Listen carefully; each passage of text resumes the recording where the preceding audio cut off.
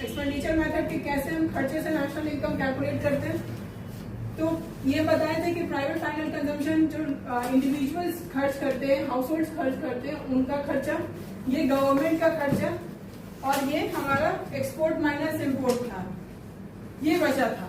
इसको हम बोले थे कि हम समझाएंगे कि इसमें कैसे कैलकुलेशन करते हैं। ग्रॉस डोमेस्टिक कैपिटल फॉर्मेशन जो है बेसिकली हम कहीं इन्वेस्ट कर रहे हैं और फिर उससे कमा रहे हैं।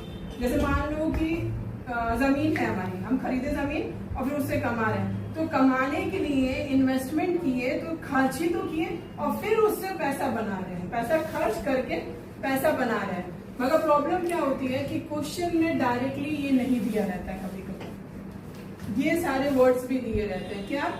Gross fixed capital formation. हमारा टॉपिक क्या था? Gross domestic capital formation. यहाँ पे एक वर्ड जुड़ गया है फिक्स्ड। अगर ये रहेगा तो हम क्या करेंगे, इसके साथ चेंज इन स्टॉक कर देंगे ऐड, और ये क्वेश्चन में गिवन रहेगा। ठीक है, अगर ग्रॉस की जगह, इस ग्रॉस की जगह नेट आ गया, तो हमारा जो बेसिक फॉर्मूला था नेट से, हमें नेट से ग्रॉस में जाना है, तो नेट से ग्रॉस में जाने के लिए क्या करते थे? Plus depreciation.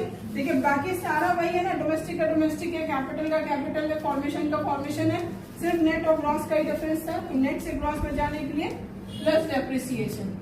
ठीक है, थर्ड है, कभी कभी क्वेश्चन में ये दिया रहता है नेट फिक्स्ड कैपिटल फॉर्मेशन।